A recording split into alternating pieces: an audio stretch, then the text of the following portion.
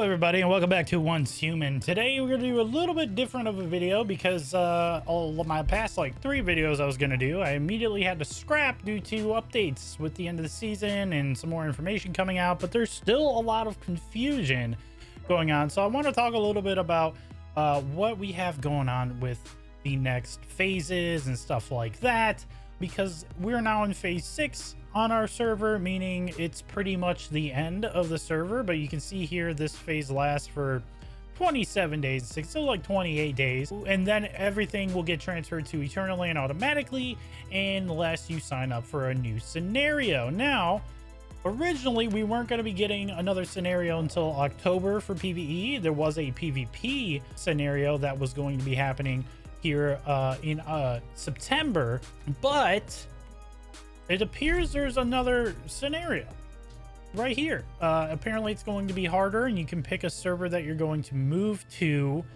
when this starts, which it apparently starts tomorrow.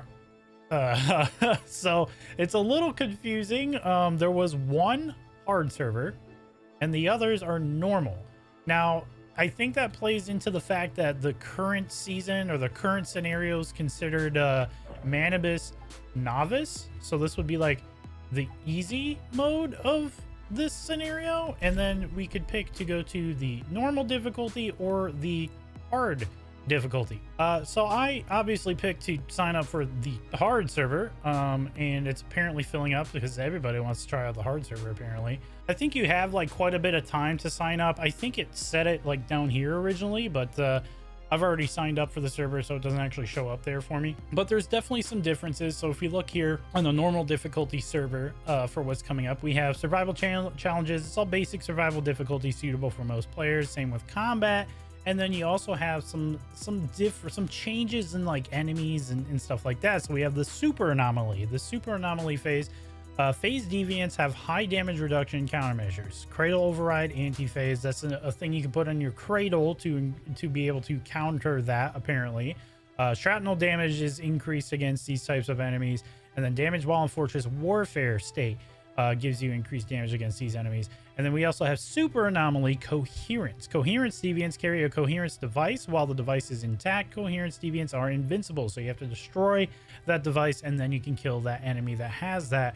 And then it also has some things that will increase damage to that with the anti-coherence, cradle override, bounce damage, and then damage while in fast gunner state. We also have some override stuff here. Super anomaly countermeasures. SMGs and sniper rifles counter super anomaly. So SMG and sniper rifles are just better in general. Phase pistol and crossbow counter super anomaly coherence. So those are better for this. And then keyword enhancements. So fast gunner, burn, shrapnel, and fortress warfare are all enhanced for this server. Now there's different ones. So you have that one, and then we also have this one, which has super anomaly void. Void deviants start with a shield that grants them immunity to most damage effects. Countermeasures are anti-void in the cradle override, unstable bomber damage, and power surge damage. So you're going to be doing more damage and be better off if you have one of these builds, which I currently do, even though I would like to build into something else in a second season. But if it's the same exact thing again, I'd rather just keep with what I have. And then we have super anomaly balance. Balance deviants will recover HP over time after taking damage countermeasures.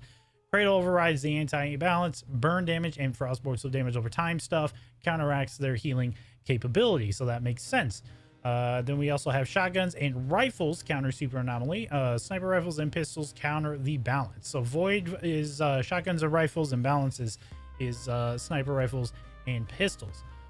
Keyword enhancement: unstable bomber, power surge, bullseye, and bouncer are all enhanced. We also have different calibrations. Each server, I didn't mention this on the previous one, but we have frugal style is on this calibration.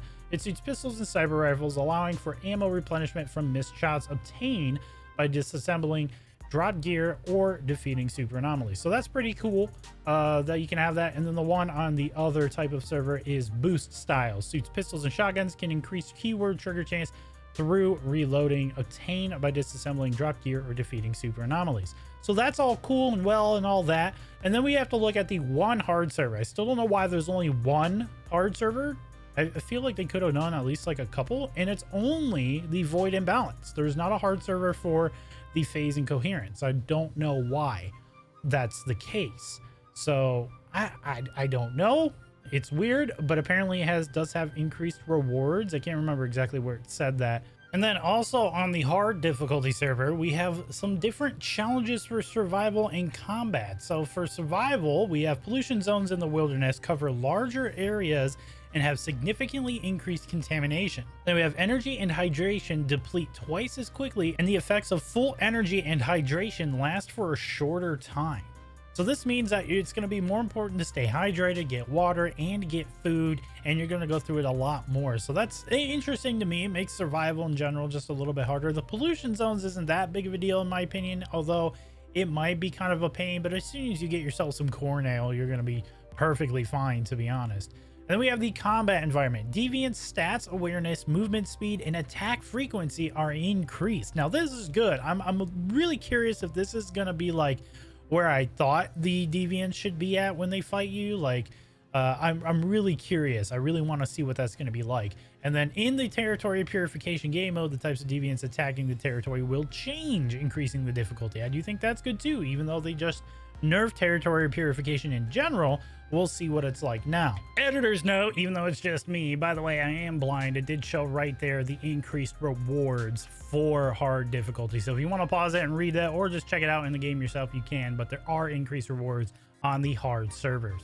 I do want to state that the PvP servers, or the new ones, the new scenarios for this, are the exact same actually. There's 4 normal difficulties and 1 hard difficulty, and then all of the modifiers are actually the exact same. So everything I just told you guys about the PvE servers, you can apply it all directly to the PvP server. So if you're a PvP player, that's all you need to know. And then on top of that, if you are a PvP player, like I said earlier, there is a new like a whole new scenario in September, which I might actually try this one because it is a faction based one. So I'm curious about that. So we'll see. But yeah, I will be live tomorrow to check out the new scenario right away and get started on it. But it is still just the Manibus scenario again. So it's the same thing again. Now I get, like, I personally, you know, I'm kind of tired, like personally, because I have like 500 hours in this scenario essentially. And I know the first beta that I played in was technically Evolution's Call.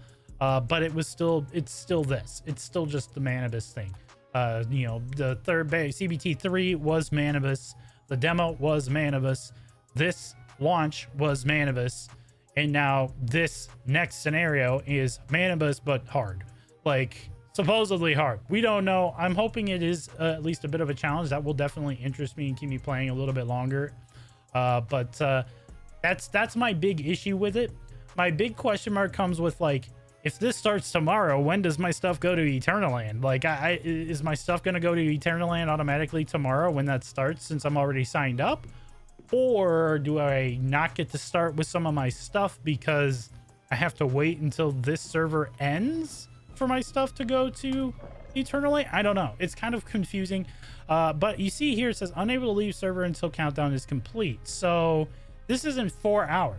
So maybe at the end of this counter, I can transfer everything to Eternaland and get ready, perhaps. I guess we'll find out that here in about 4 hours. I didn't want to wait to make this video until then. Let's just assume that's the case. So if I don't make a comment below the video today telling you guys different, let's just assume after this 4 hours, I was able to transfer my stuff to Eternaland. To get ready for this thing, which is in 16 hours and 30 minutes.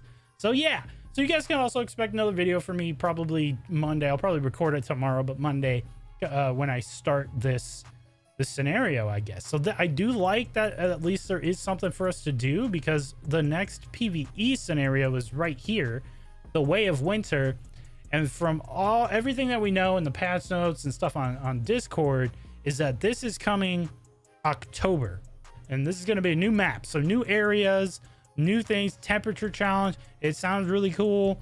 I don't know what the fuck disaster anima is. Spectacle calibration. I don't know what that means. But you know what? I'm here for it, man. As soon as that's available. I just wish... I still feel like this and this. Because this is the next PvP server. Or scenario, I should say. And this starts in September. I feel like this should have been at the same time as this. Like, when you switch to these scenarios, they should start at the same time, in my opinion. However, we don't know. I think with this one, it still might be these 3 areas that are in Manibus and Evolution's Call, or 4, 5, 6 areas. Sorry, the ones we're in now. I feel like it might still be the same because it didn't mention anything about new maps with this scenario, but it did for this one. They specifically say new map for this, so I'm assuming we're gonna get different areas. I'm assuming, if I had to guess, since it is snowy, it's gonna be a lot of this up here. And since it's got all the whole thing's like a temperature challenge or whatever, there's a temperature survival element.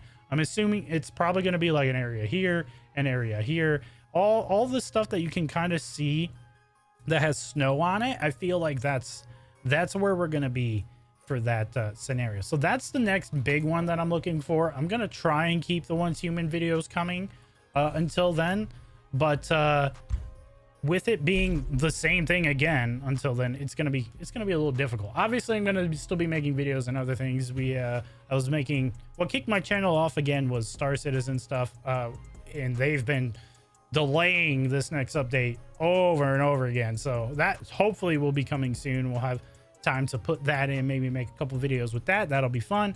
Yeah, but be on the lookout for a video on this sometime at the beginning of the week, this coming week, because it starts tomorrow. So yeah, also I'm going to be live, I'm going to be live tonight. I'm going to be live tomorrow. We're probably going to be playing Raft. My wife and my friend and I have been doing a playthrough of Raft. It's been a lot of fun.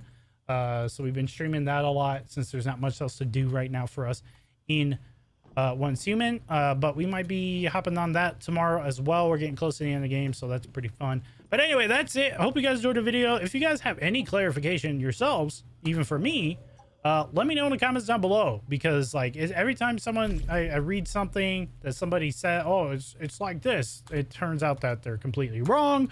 And then every time I think I know what's going on, I end up making a video on it, and then I end up having to scrap that video.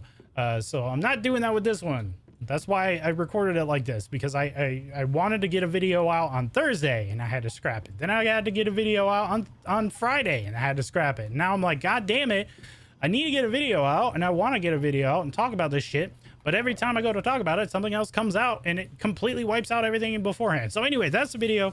Please leave a like and a comment down below. Don't forget to share with your friends. Hit that subscribe button. If you're still unsure about subscribing, feel free to check out some of the other videos I've done for Once Human, like the solo raid build guide, the boss guides, etc.